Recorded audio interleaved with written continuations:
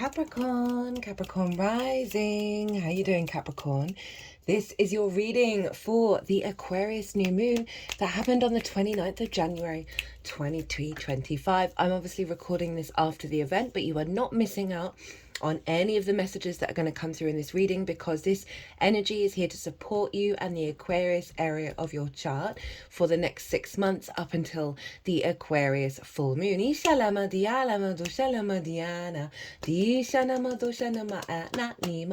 My name's Chloe. I work with card divination, astrology, and I channel multi-dimensional energies through my body, as you just heard. And as you can see, all of this brings in healing, attunement, and activation codes to the messages that want to come through in this reading. Now, before I get on with this, a little bit of general housekeeping. As of the new moon up until the full moon in Leo on the 12th of February, all personal readings are 50% off. The code is Luna50. I've put it in the description box. You can apply that at checkout on my website, or if you want to pay by PayPal, email me directly and we'll sort that out.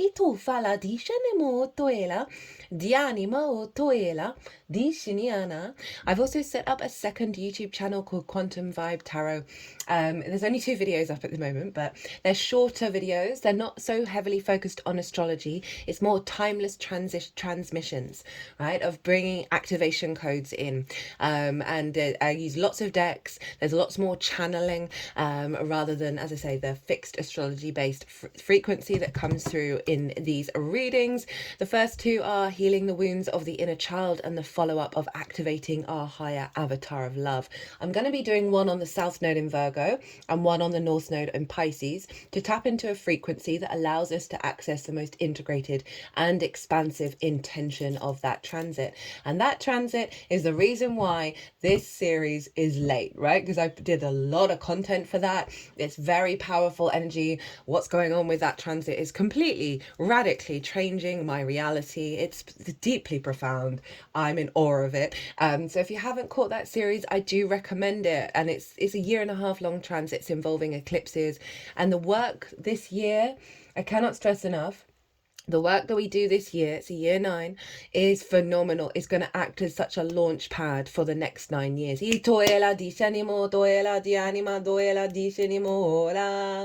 I'll talk about that frequency of transmission that just came through in a little bit. So that's the general housekeeping, and so let's crack on with your reading. So I read for the rising signs, my loves. For those of you who do not have Capricorn in the first house, look to the house it does fall in, look to the themes of that house, and you want to apply those themes along with all the other meaning you've got going on in the sign of Capricorn to the messages that come through, because it will be as if that Capricorn energy, wherever it falls in your natal chart, has now energetically moved to the first house. So when I talk about the astrology for the rising sign, it will always still link in. You've just got to add on your own natal chart meaning on top of it. For example, I have Capricorn in the 6th house, so I'd apply all the themes of the 6th, and I've also got Neptune there, so I'd apply the meaning of Neptune to these messages. 333, as I said that, bringing in that Neptune energy of as always, take what resonates, leave what doesn't. So, new moon in the sign of Aquarius in your 2nd house, Capricorn. The 2nd house is about your resources. That wanted to come out quickly. Your skills and your tools to manifest and bring in regular income. It's the things that you value, and most importantly, how you value yourself. If you don't value yourself truly, madly, deeply, unconditionally, in the most integrated and aligned way, then we can, if we've got a distorted sense of value, we then mimic that in things that we place value in, that then just recreate that distortion, as well as not being able to access our highest manifestation ability and our skills because there's doubt, because there's this sort of ingrained belief that we're not able to receive that pay rise, receive that manifestation, receive being valued, all of that kind of stuff, right? Now, before I go any further on this, there is a 2-part series for this new moon, and it was supposed to be one part, it's supposed to just be one video, but this new moon involved a lot of other things. One, Chinese New Year. Two, the Lunar New Year, first new moon of the calendar year. It's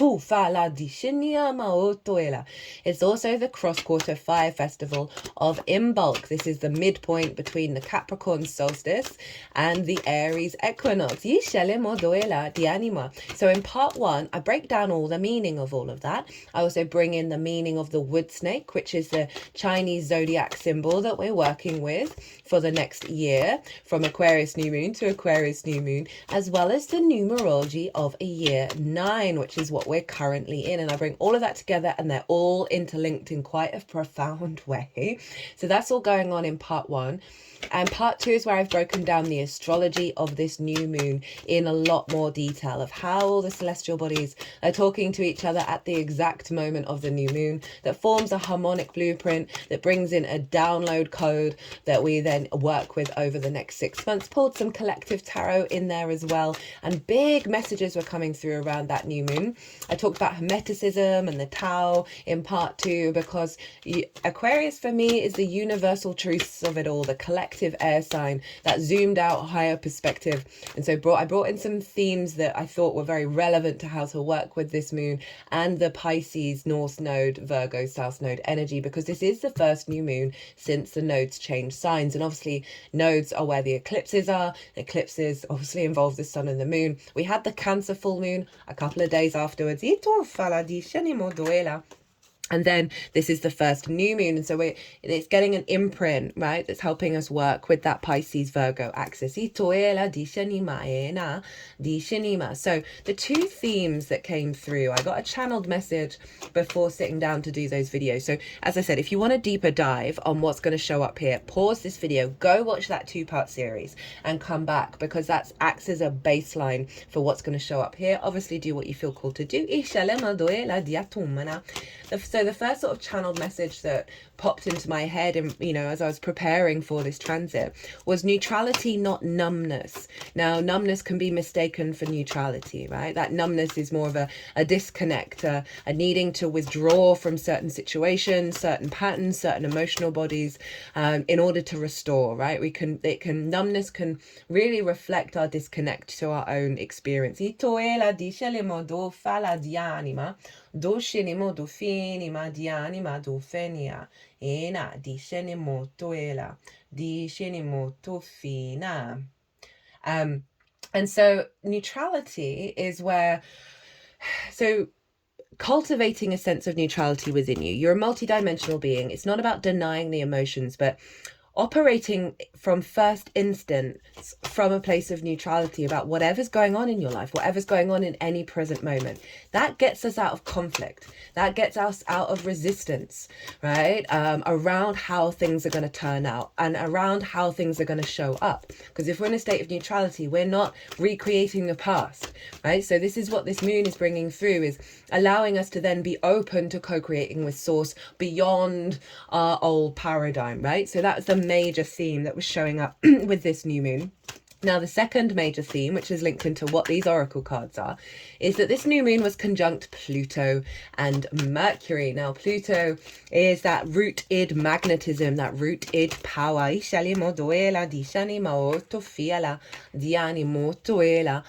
our deep-rooted primal instinct, right? And for me, Pluto is inherently neutral, right? It's about the cycles of life, death, and rebirth. And we struggle with being neutral about that, and it is just a fact of the universe that's always going on, but we really struggle, and which is why Pluto often brings up the opposite of neutrality: distorted power dynamics, control, obsession, possession, in order for us to reorientate back to neutrality. Pluto is revealing at this new moon, bringing up from the underworld, and I don't mean that in a negative way, it's just something that's been hidden from you, right, deep in your unconscious realms, that is your universal truth, right? And the messenger of the gods, Mercury, is bringing that to the moon, where she was at her most darkest, her most receptive, so imprinted in the unconscious. then unfolding of how our needs are being met. How do we intuitively are guided by that with the clear vision of the sun? So this is what Pile 1's all about, right? So this new moon is bringing in a universal truth, right, that you may have avoided, you may have found, you know, very difficult, but now we're working with that over the next 6 months. And that's what these cards are going to be about. They're going to be letting you know what is that universal truth. So big energy in your second house, right? Of how you value yourself, of what the resources mean to you, how to operate with your manifestation ability. Now, so with Pluto, Mercury, the sun and the moon, fresh new perspectives of being able to perceive your reality from the truth of your unconditional value of self.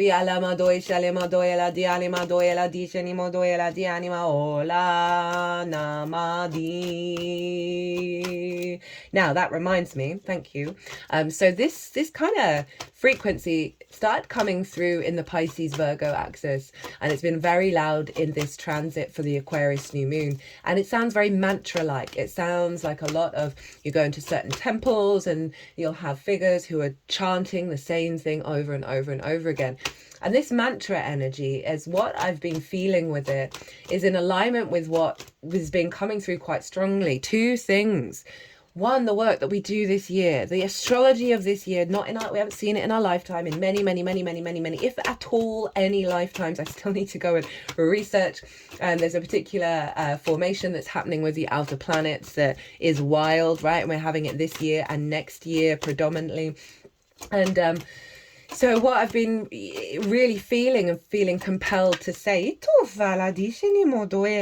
is the power in which we show up with the intention of our soul retrieval, the intention of releasing old paradigms, putting old habits to bed. The power of it, if we do this year, oh my God, it really will be so worth the payoff. Okay, you've got a bonus card. It's so totally worth it. And I wouldn't normally say that of like a time frame. I'm never a fan of, if you don't do this now, everything's going to fall apart. But I just want to stipulate, if you do the work now, trust and believe, the payoff will be totally worth it. And the mantra energy is the repetition, that everything that we do in order to integrate these ideas, these feelings that we have, is habit. There's no getting around it. It's habit. I've noticed, you know, everything I'm saying from my own experience of having gone from quite a difficult state of existence and not really wanting to be incarnate here, right, to genuinely feeling in my physical body, my emotional body, my mind, my soul, a sense of lightness, a sense of energy, a sense of joy. And that's taken a lot of training.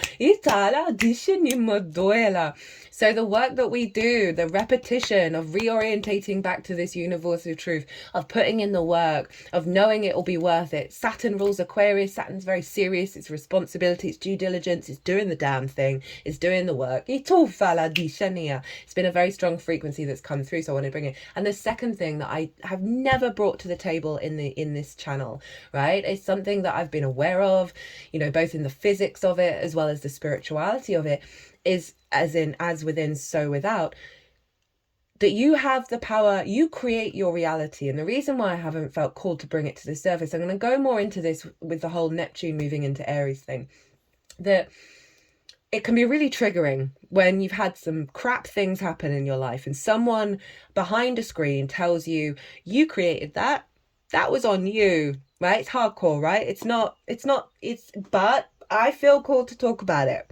I feel called to talk about this training, this reorientation to the truth of your frequency, not entangling with the outside world. The more you cultivate that, the more that you honor you create your reality. I'll give you an example. So a couple of days ago, the person that I live with had decided that they were going to go clean all the windows of the house. And brilliant, love that. And they had this fear in their head, because I was doing recording, that they were going to take up my space. They were going to interrupt me. They were going to disturb me.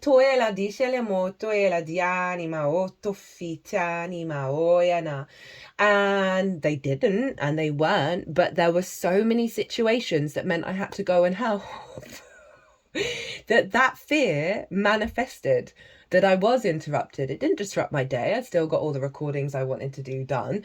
But that fear mindset created that reality very damn quickly. I wanted to swear then. And I'm just highlighting. I'm not trying to scare you. I'm just letting you know, you the more you do the training of the getting out of a fear space, the more you're able to create your own reality from beyond the conditioning. And that is a very powerful thing that keeps wanting to come through. And I'm wary of it, but even though I know that's the case for my own life, right? That I don't want to trigger anyone. I don't want anyone, you know, feeling shame and guilt over, oh, then they have a negative thought process. And I'm going to talk more about this in another video, because that's not the point. You're just feeding back into it. We learn from those experiences.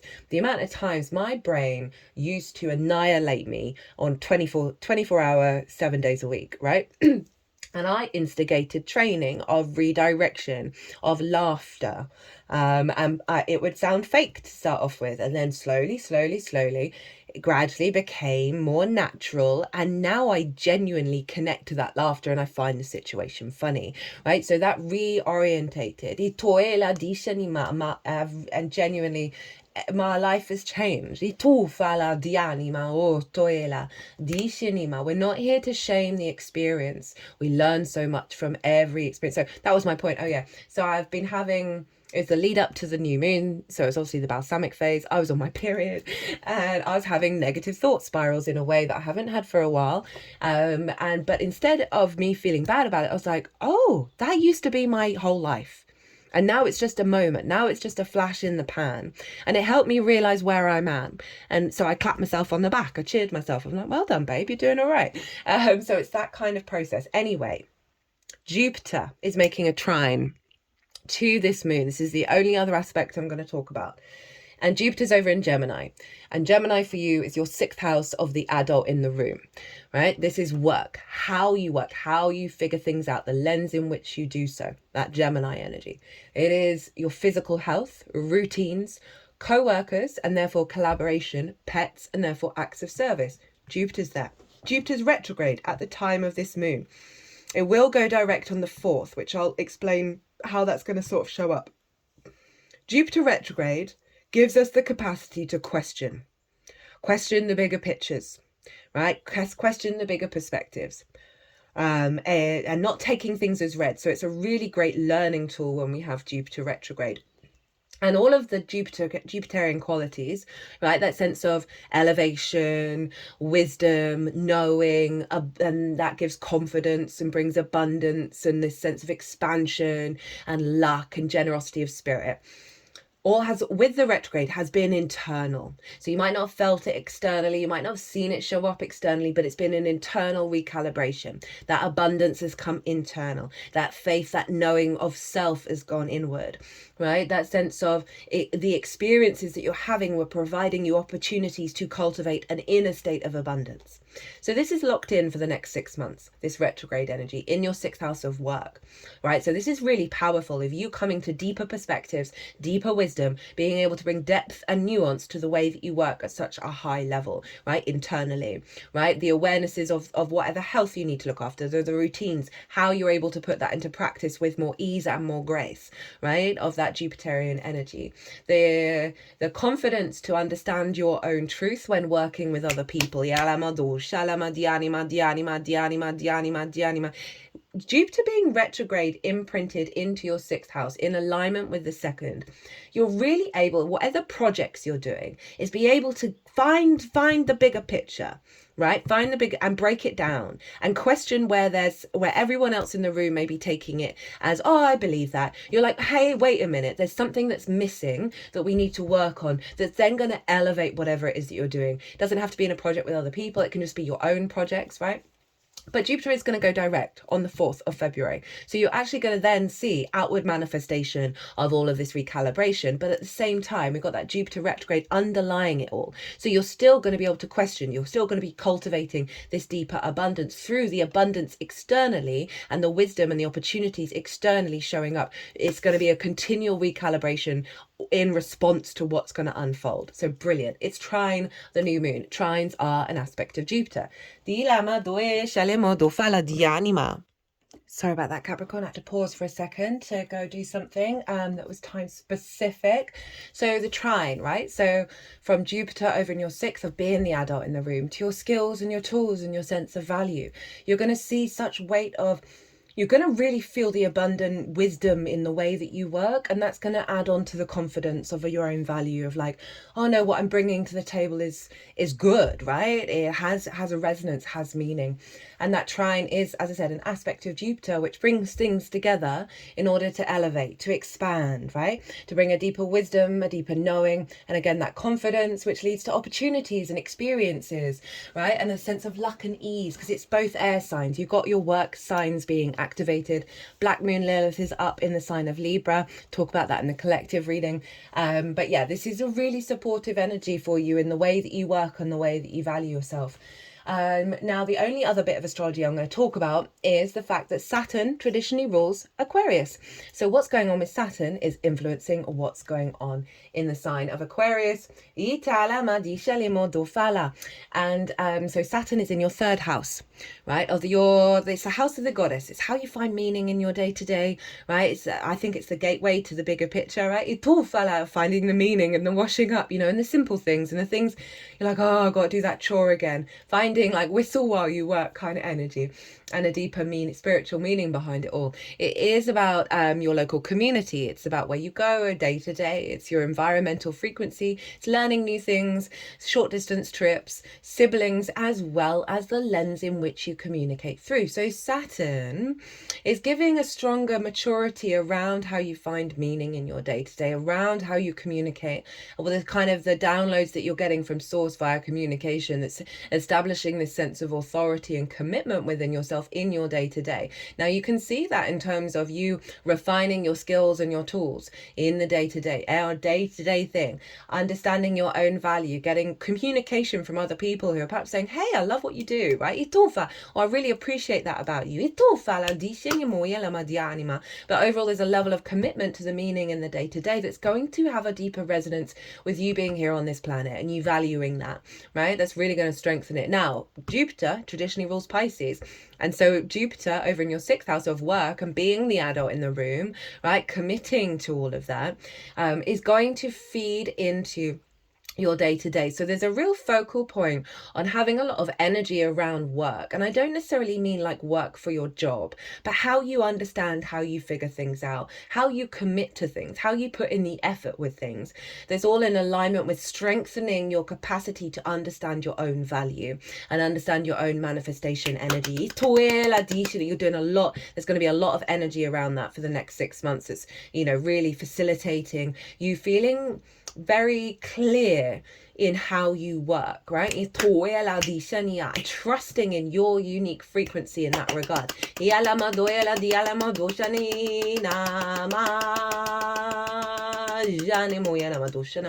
Now Jupiter's in Gemini, ruled by Mercury. Mercury's over in Aquarius. So we got this feedback loop energetically between Mercury, Jupiter and Saturn. Mercury, how we engage and process and communicate information, right?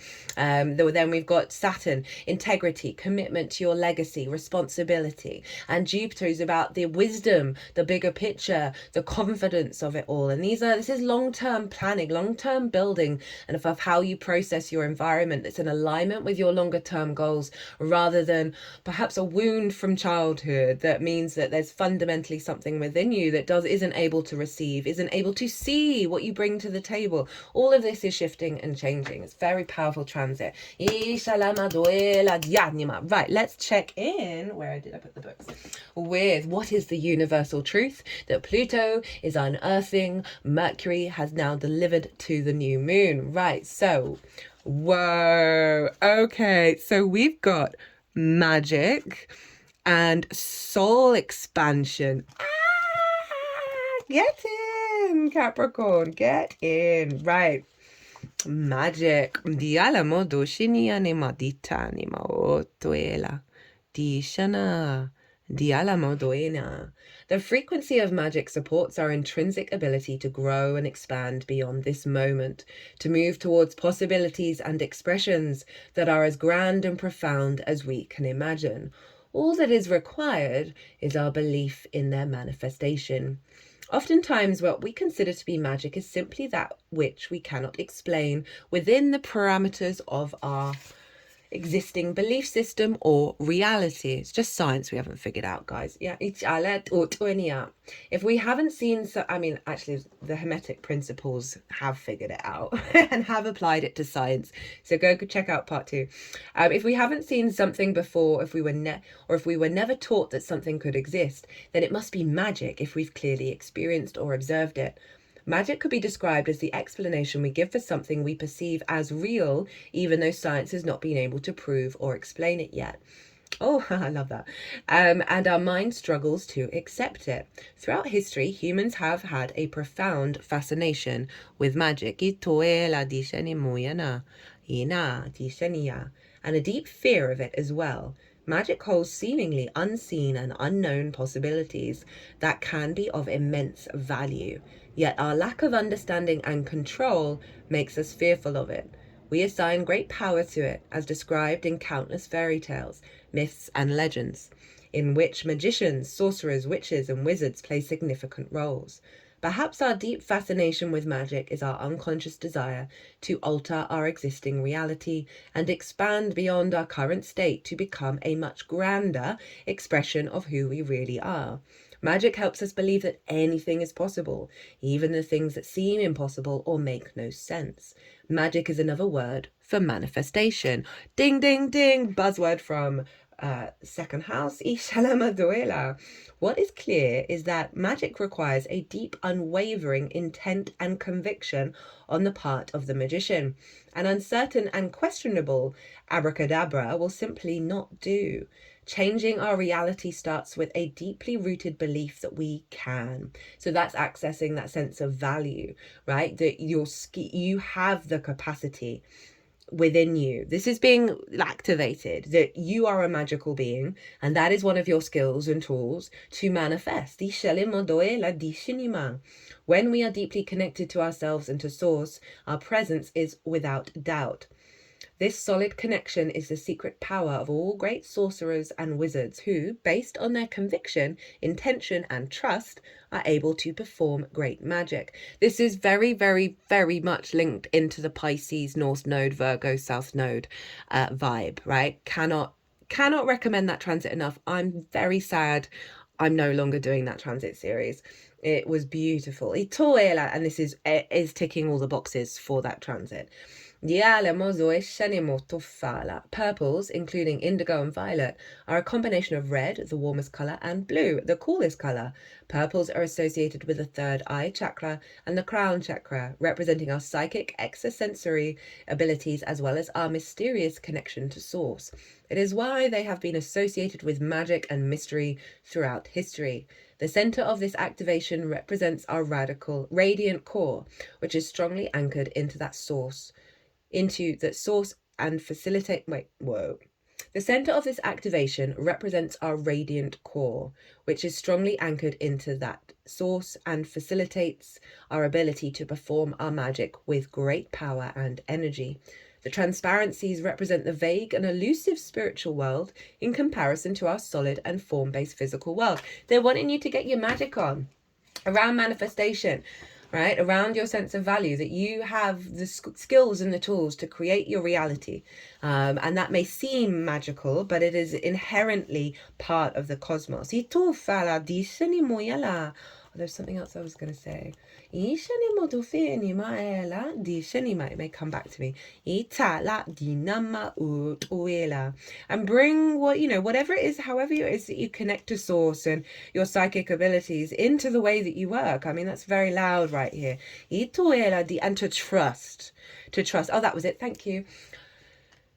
I find this works best at all times, is whatever it is you have this intention about, or what you're working on, what you're trying to manifest, I find it's always best to do so without any expectations or assumptions of how it's going to show up, if it's going to show up, what's going to show up, right? It's more that pure trust line of the emotional or the intuition or the clarity of mind that you have, rather than the how. Right? So it helps you get out of your own way when it comes to manifesting, when we sort of like, oh, I want this then, I want this now, this is how I want it to look like. And universe usually has a greater understanding of what's going to serve you. It does. That's just life. And so when we just tap into the feeling we'd feel, right? Tap into the feeling you'd feel as if you've achieved a really big manifestation through your magic, right? That is beyond your imagination. You don't even know what it is, but the feeling that you'd feel, I would harness that and put that and have a little ritual every day of like maybe jumping up and down for joy, right? Right. Next up, we have Mahavata Babaji, Ituela Dianima, soul expansion. Your consciousness is expanding. You understand the connections between all things. Mahavata, there we go, Ma'avatar, means great incarnation or avatar. And Babaji means sacred father. Avatar Babaji is deeply respected master yogi who was introduced to the world through the teachings of the Indian yogi Yogananda. Babaji, as he is called for short, is said to be over 2,000 years old and able to travel between Earth and other worlds. Such beautiful eyes. You kind of lose yourself in those ones. He is said to have an invisible temple in the Himalayas and can appear to those he wants to connect with. Many believe that he is like Christ himself, bringing deep love, acceptance, forgiveness, insight, and direction. You may feel that you've retreated from the world recently. Maybe you've not been as actively social or spiritual. But this time of inner rest has really paid off. You're becoming more and more consciously aware of how connected you are to God and all living beings. This sense of union is called yoga. Yoga goes beyond physical ability and into a sense of awareness that's created through spiritual practice, meditation, and devotion to the divine. Babaji, the yogic father, is here to inspire that fire of union within you so that you can understand how your thoughts and actions are creating the waves of energy that form your life. Kind of doubling down on that we create our own reality. Those cards have been really reflecting what I felt called to say, which is always very comforting, right? So in regards to the magic that I work with, it involves a lot of trust, and I've still got trust issues around how I manifest and how I use these skills. But Source at the moment is just showing up time and time again. You have no reason to doubt. You have no reason to not trust what you're doing and how you're doing it, right? When you do get those signs and those signals, maybe redirect that way, then you trust that. We're here to learn, we're here to grow, we're here to evolve. Right, the challenge. We've got the Six of Swords. So this is the challenge that's likely going to come up that you've got to work with. And the challenge is to understand you are not in the old paradigm anymore, because this card is about transition. This is about moving from a difficult time into calmer waters, moving from survival to thrival, and taking with you those core perspectives that will serve you to thrive.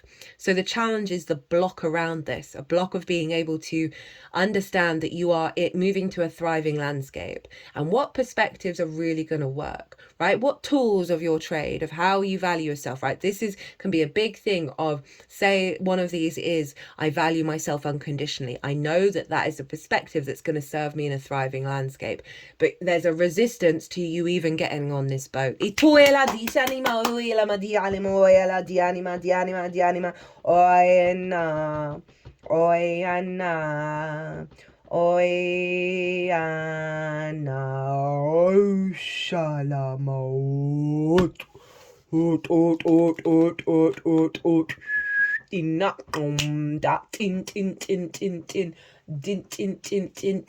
cut the deck to get how to work with this.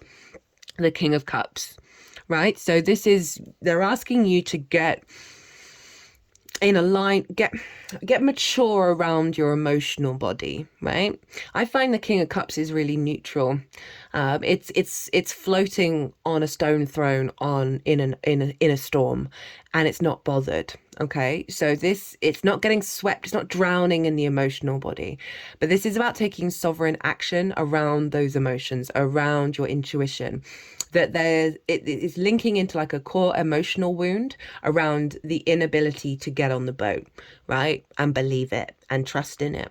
Okay, and so there's something in your emotional body that they're wanting you to get neutral about. Maybe do a practice around releasing whatever it is. You don't even have to know what it is, or saying, hey, what body, show me, do some clearing, energy release, whatever it is that you do in order to do that kind of stuff.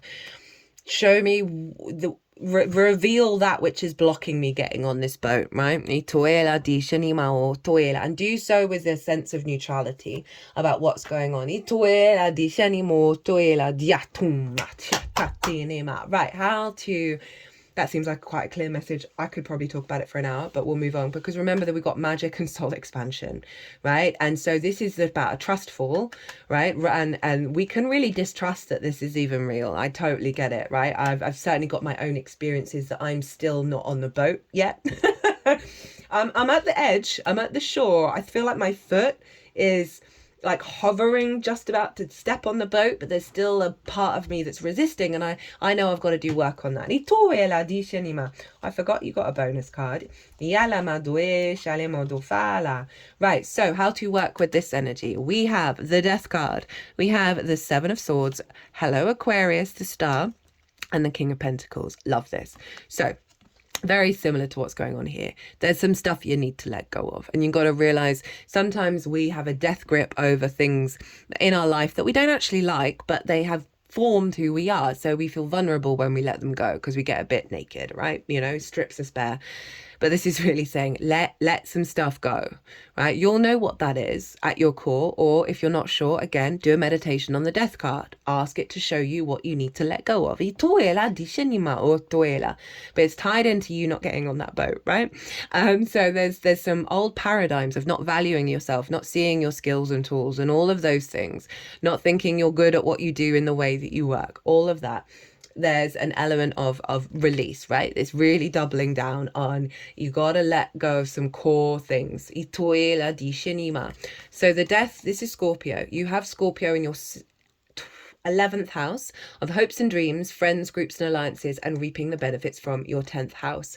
The 11th and the 2nd square each other, and I find that there's a core wound with those houses of being able to receive, right? There's a block around being able to receive, often because we don't value ourselves, right? So this is letting go of not being able to receive the pay rise, being received by groups, reaping the benefits from your 10th house.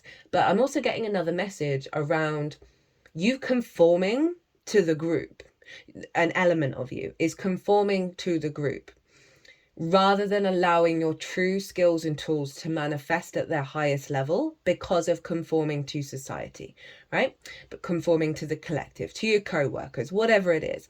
That this is genuinely asking you to let go of that and explore what comes through. You'll have more energy, more resources to do the things that you want to do when you own how you work, when you own your skills and tools and what you bring to the table.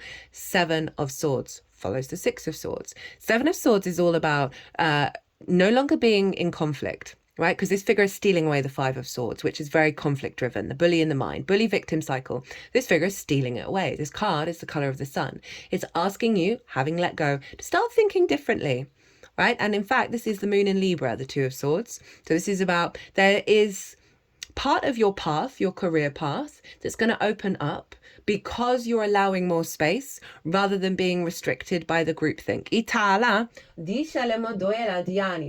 And, you know, this is about not thinking in a conflict-orientated frequency, not thinking in a victim frequency, around how things manifest, around what you've already experienced. You're moving beyond that. You're allowing yourself to bring in new ideas, new understandings of where you're at now and where you're moving forwards, rather than equating to what's happened in the past. So focus on stepping outside of conflict and coming back into your inner equilibrium, calling on that Libra energy of like, show me the way, show me the path. Remember, Lilith is up there. And then we have Aquarius, right? This is you getting back to your unique self. She is unclothed, right? She is rid of masks. She is embodying her galactic and earth energy combined on this planet. She is honoring her stardom, her unique frequency. So this is about your skills and your tools and how you value yourself. This is also about hopes and dreams, right? So it's a really getting to you about, you got to do you, boo, right? Not what other people are expecting you to do and how you behave, right? What your frequency, where you work, whether it's self-employed or working in a company, if it's not meant for you, it's not meant for you. Do you want to mask in a situation that you're there potentially 5 days a week, 6 days a week? Do you want to mask in that way? This is a very radical frequency that's coming through, that's wanting you to trust that if you operate from your unique perspective, this is going to fill you up with magic, right? And your capacity. What did it say? Yeah, all that is required is our belief in their manifestation of all the possibilities that are profound that you can imagine. Ituela di anima o tuela. Di shinimo tuela, di animo tuela. And when your consciousness is expanding, which is going to allow you to feel more comfortable and less vulnerable doing this. And then you got the King of Pentacles. Hello, bonus card. Love this. Really, really love this for workhouses. Because this is also big manifestation, big abundant energy in the 3D. Now, the king, before it was the king, knew that every act we take is an act of abundance and is an act of creation. And because it knew that, even if that act led to perhaps falling over, that was still an act of creation, right? So the more that we have that understanding of everything that we do is abundant in nature, it then inherently starts bringing towards us, and we start taking action that creates the abundance, that we would desire, especially around work, right?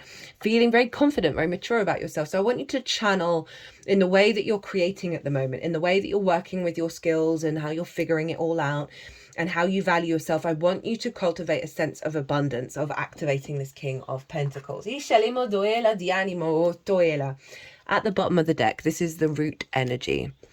Well, hello, Saturn, right? This is the world. Know thyself and the world will open up to you. This is just literally confirming all of this, right? The more that you strip yourself away from the conditioning, the more you pull back those layers, you get to the root of who you are, the less boundaries you need, the less conflict you end up being in, because you're kind of really centered in yourself. So what's going on around you isn't influencing you. And because of that, because you clear out so much clutter with the world, right, it then opens up so much space to co-create with source, which means that the world becomes your oyster, right? There's a level of maturity here. There's a level of freedom. Look how this figure is floating in the sky. This is the lightness of being. And again, that confidence to be yourself out in the world.